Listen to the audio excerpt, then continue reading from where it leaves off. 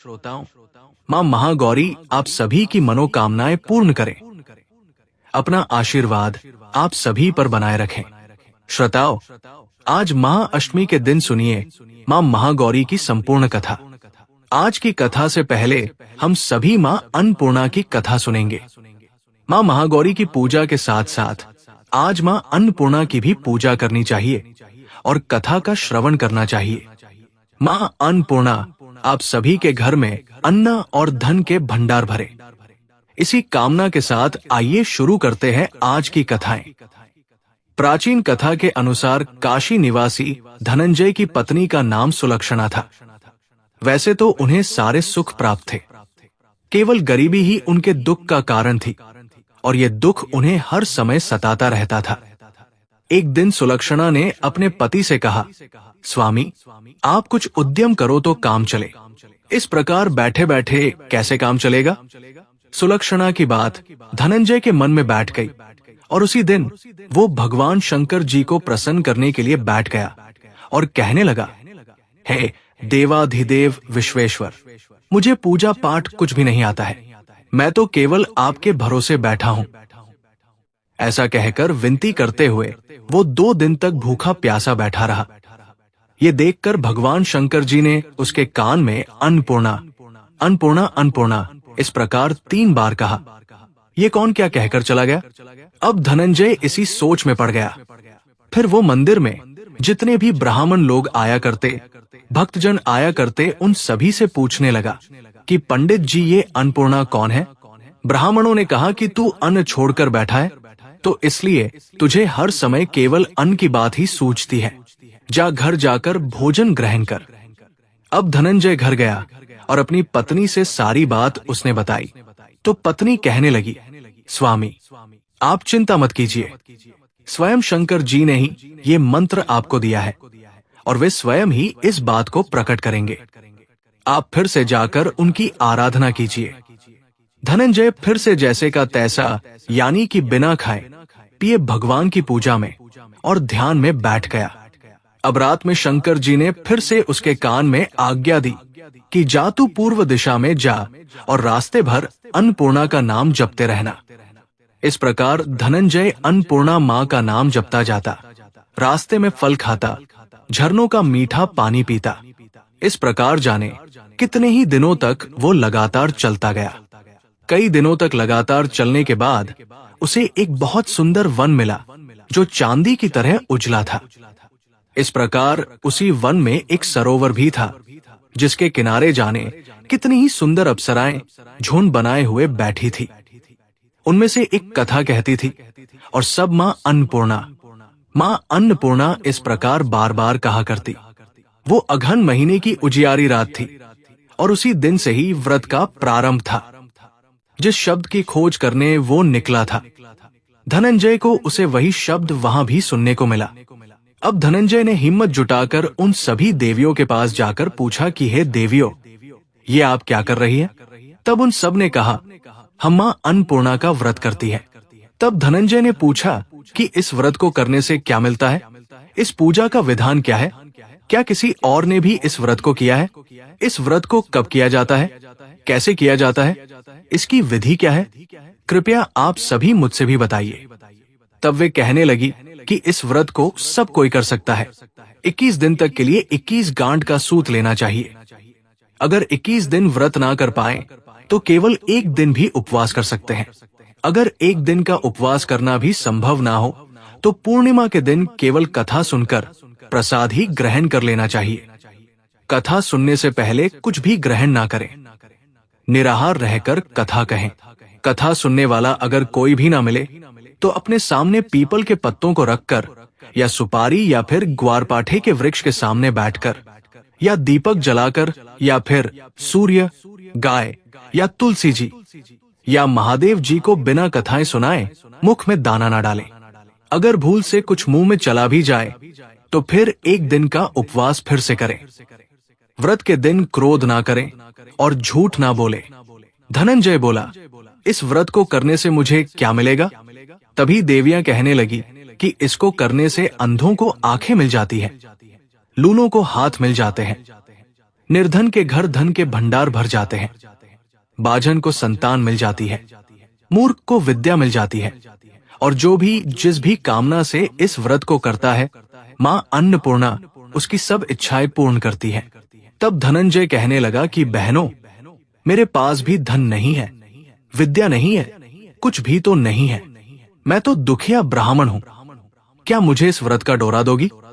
तो देवियां कहने लगी, हाँ भाई, तेरा कल्याण हो, हम तुझे डोरा देंगे, ले इस व्रत का डोरा ले।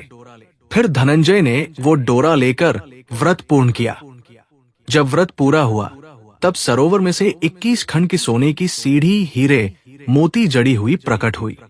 धनंजय जय अन्नपूर्णा कहता हुआ जाता था। इस प्रकार जाने कितनी ही सीढ़ियां वो नीचे उतर गया। जब नीचे उतरा तो उसने देखा कि करोड़ों सूर्य से प्रकाशमान माँ अन्नपूर्णा का मंदिर है। उसके सामने सोने के सिंहासन पर माँ अन्नपूर्णा विराजमान है। सामने भिक्षा के लिए शंकर भगवान खड़े हुए हैं। देवांगनाएं चवर डुला रही है, कितने ही हथियार बांधकर पहरा दे रही है। धनंजय दौड़कर माँ अन्नपूर्णा के चरणों में गिर गया। देवी उसके मन का दुख जान गई। धनंजय कहने लगा, माँ, आप तो अंतर्यामी नहीं हो, आपको अपनी दशा क्या बताऊं? माँ कहने लगी, तूने मेरा व्रत किया है, जा संसार तेरा सम्मान करेगा। तब माँ अन्नपूर्णा ने धनंजय की जिह्वा पर बीज मंत्र लिख दिया। अब तो उसके रोम रोम में विद्या प्रकट हो गई। इतने में ही धनंजय ने देखा कि वह तो अपने घर के सामने खड़ा है। अब वो घर आ गया। माँ अन्नपूर्णा का वरदान अपने साथ लेकर आया। वो अपनी पत्नी से सारी बात कही। माँ अन्नपूर्णा की कृपा से उसके घर में सुख और संपत्ति के धन का भंडार भर गया। छोटा सा घर बहुत बड़ा गिना जाने लगा।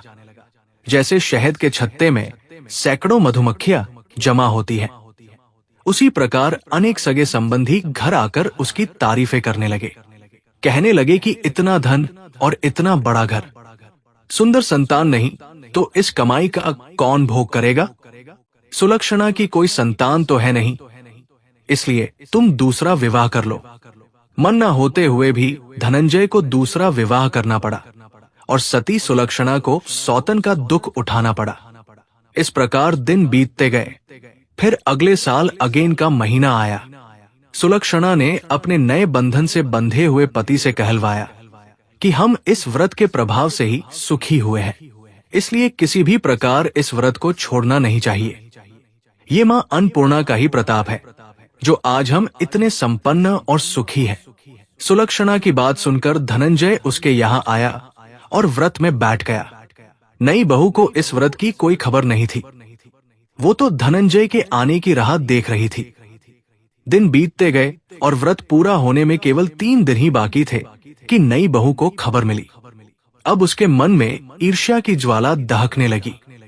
सुलक्षणा के घर वो आ गई और उसने आते ही वहां भगदड़ मचा दी। वो गुस्सा करती हुई धनंजय को अपने साथ ले गई। नए घर में धनंजय को थोड़ी देर के लिए नींद आ गई। इसी समय नई बहू ने उसके हाथ में बंधा हुआ सूत तोड़कर आग में फेंक दिया। अब तो माँ अन्नपूर्णा का क्रोध जाग उठा और घर में अचानक आग लग गई। सब कुछ उस आग में जलकर खाक हो गया। सुलक्षणा जान गई और पति को फिर अपने घर ले आई। उधर नई बहू रूठ अपने पिता के घर जा बैठी। पति को परमेश्वर मानने वाली सुलक्षणा बोली, नाथ, घबराना नहीं, माँ की कृपा तो अलौकिक है। पुत्र कुपुत्र हो जाता है, लेकिन माँ कुमाता कभी नहीं होती। अब आप श्रद्धा और भक्ति से माँ अन्नपूर्णा की आराधना शुरू कर दो, वो जरूर हमारा कल्याण करेंगी। अब धनंजय फिर से माँ अन्नपूर्णा की पूजा करने लगा। उसी प्रकार उसने पूजा की। फिर से वही सरोवर सीढ़ी प्रकट हुई। उसमें वो माँ अन्नपूर्णा का नाम लेकर उतर गया। वहां जाकर वो माँ के चरणों में रोने लगा। माँ प्रसन्न होकर बोली, ले ये मेरे सोने की मूर्ति ले, तू उसकी पूजा करना, तू फिर से सुखी हो जाएगा। जा, तुझे मेरा आशीर्वाद है। तेरी पत्नी सुलक्षणा ने श्रद्धा से मेरा व्रत किया है, उसे मैंने पुत्र दे दिया है। धनंजय ने आंखें खोली तो फिर से अपने आप को घर के आगे पाया। वो अपने घर के अंदर आया। इधर सुलक्षणा को दिन चढ़े वो गर्भवती हो गई। 9वां महीना पूरा होते ही उसके घर में पुत्र का जन्म हुआ। गांव में आश्चर्य की लहर दौड़ गई। उसके घर में फिर से सुख और संपत्ति का भंडार भर गया। सभी लोग मां अन्नपूर्णा को मानने लगे। इसी प्रकार उसी गांव के निःसंतान सेठ ने भी अन्नपूर्णा मां का व्रत किया, जिनके प्रभाव से उसके घर में भी पुत्र हुआ।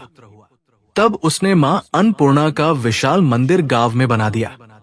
उसमें माताजी धूमधाम से पधारी, यज्ञ करवाया गया और धनंजय को उसी मंदिर के आचार्य का पद दे दिया गया। धनंजय को जीविका चलाने के लिए मंदिर की दक्षिणा और रहने के लिए बड़ा सुंदर सा भवन मिल गया। अब धनंजय अपनी पत्नी और अपने पुत्र के साथ वहां आराम से रहने लगा। माता जी की चढ़ावे में भरपूर आमदनी होने लगी। उधर नई बहू के पिता के घर डाका पड़ गया। सब कुछ लूट गया और वे गरीब हो गए और भीख मांगकर पेट भरने लगे। सुलक्षणा ने सुना तो उन्हें बुलावा भेजा, उन्हें अलग घर में रखवा लिया और उनके अन्न और वस्त्र का प्रबंध भी करवा दिया। धनंजय, सुलक्षणा और उसका पुत्र अब मां अन्नपूर्णा की कृपा से बड़े आनंद से रहने लगे। हे मां अन्नपूर्णा, जैसे आपने उनके घर में भंडार भरे, वैसे ही सबके भरना। इस कथा को कहने, सुनने और हुंकारा भरने वालों के घर में कभी अन्न और धन की कमी न रहने देना। प्रेम से बोलिए, अन्नपूर्णा मैया की जय। अब सुनिए मां महागौरी की कथा। प्राचीन कथा के अनुसार एक बार शौनक आदि 88,000 ऋषियों ने महर्षि वेदव्यास जी से पूछा, प्रभु, अपने गणों तथा देवी के साथ अंतर्ध्यान होकर भगवान शिव कहाँ गए, कहाँ रहे और फिर कहाँ क्या करके विरत हुए? तब व्यास जी ने कहा, महर्षियों, पर्वतों में श्रेष्ठ और विचित्र कंदराओं से सुशोभित जो परम सुंदर मंदराचल है, वही अपनी तपस्या के प्रभाव से देवाधिदेव महादेव जी का प्रिय निवास स्थान हुआ। उसने देवी पार्वती और शिव जी को अपने सिर पर ढोने के लिए बड़ा भारी तप किया था और दीर्घकाल के बाद उसे उनके चरणाविंदों के स्पर्श का सुख प्राप्त हुआ। उस पर्वत के सौंदर्य का विस्तार पूर्वक वर्णन सहस्त्रों मुखों द्वारा 100 करोड़ वर्षों में भी नहीं किया जा सकता। उसके सामने समस्त पर्वतों का सौंदर्य तुच्छ हो जाता है। इसलिए महादेव जी ने देवी का प्रेय करने की इच्छा से उस अत्यंत रमणीय पर्वत को अपना अंतःपुर बना लिया। इस सर्वश्रेष्ठ पर्वत का स्मरण करके रैभ्य आश्रम के समीप स्थित हुए अंबिका सहित भगवान त्रिलोचन वहां से अंतर्ध्यान होकर चले गए। मंदराचल के उद्यान में पहुंचकर देवी सहित महेश्वर वहां की रमणी तथा दिव्य अंतपुर की भूमियों में रमण करने लगे। जब इस प्रकार कुछ समय बीत गया और ब्रह्मा जी की मैथुनी सृष्टि के द्वारा जब प्रजाएं बढ़ गई, तब शुंभ और निमशुभ नामक 2 दैत्य उत्पन्न हुए। वे परस्पर भाई थे। उनके तपोबल से प्रभावित होकर परमेष्ठी ब्रह्मा जी ने उन दोनों भाइयों को ये वर दिया था कि इस जगत के किसी भी पुरुष से तुम मारे नहीं जा सकोगे।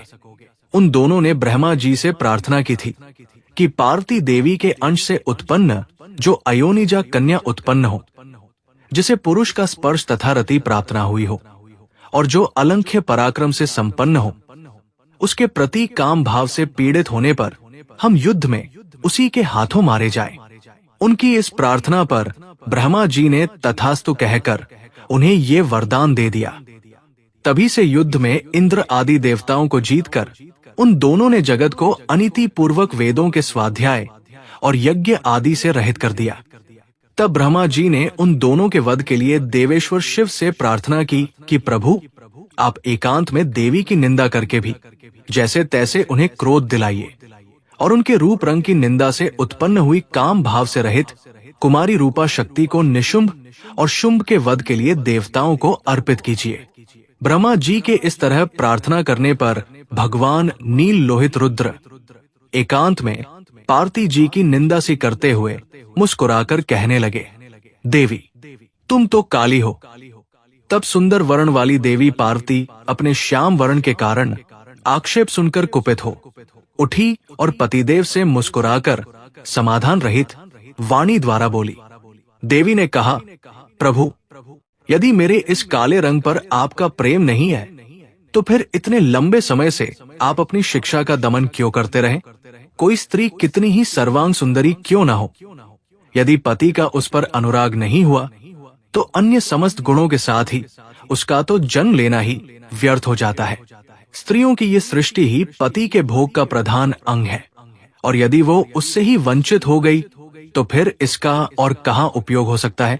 इसलिए आपने एकांत में जिसकी निंदा की है, अब मैं उसी वर्ण को त्याग कर दूसरा वर्ण ग्रहण करूंगी, या फिर स्वयं ही मिट जाऊंगी। ऐसा कहकर देवी तुरंत शैया से उठकर खड़ी हो गई और तपस्या के लिए दृढ़ निश्चय करके गदगद कंठ से जाने की आज्ञा मांगने लगी। इस प्रकार प्रेम भंग होने से भयभीत होकर भूतनाथ भगवान शिव स्वयं भवानी को प्रणाम करते हुए बोले। भगवान ने कहा, हे प्रिय, मैंने क्रीड़ा या मनोविनोद के लिए ये बात कही है। मेरे इस अभिप्राय को ना जानकर तुम कुपित क्यों हो गई? और यदि तुम पर मेरा प्रेम नहीं होगा, तो फिर भला और किस पर हो सकता है? तुम इस जगत की माता हो और मैं पिता तथा अधिपति हूँ। फिर तुम पर मेरा प्रेम ना होना कैसे संभव हो सकता है? हम दोनों का ये प्रेम भी क्या कामदेव की प्रेरणा से हुआ है? कदापि नहीं, क्योंकि कामदेव की उत्पत्ति से पहले ही तो जगत की उत्पत्ति हुई है। कामदेव की सृष्टि तो मैंने साधारण लोगों की रति के लिए की है। कामदेव मुझे साधारण देवता के समान मानकर मेरा कुछ कुछ तिरस्कार करने लगा था, इसीलिए मैंने उसे भस्म कर दिया। और हम दोनों का ये लीला विहार भी तो जगत की रक्षा के लिए ही है, और उसी के लिए आज मैंने तुम्हारे प्रति ये परिहास युक्त बात कह दी थी। मेरे इस कथन की सत्यता तुम पर शीघ्र ही प्रकट हो जाएगी देवी। तब देवी पार्वती जी ने कहा, भगवान, पति के प्यार से वंचित होने पर जो नारी अपने प्राणों का भी परित्याग नहीं कर देती, वो कुलांगना और शुभ लक्षणा होने पर भी सत्पुरुषों द्वारा निंदित ही समझी जाती है। मेरा शरीर गौरव वर्ण का नहीं है, और इस बात को लेकर आपको बहुत खेद होता है ना? अन्यथा क्रीड़ा या परिहास में भी आपके द्वारा मुझे काली कलूटी कहा जाना कैसे संभव हो सकता था? हे प्रभु, मेरा कालापन आपको प्रिय नहीं है,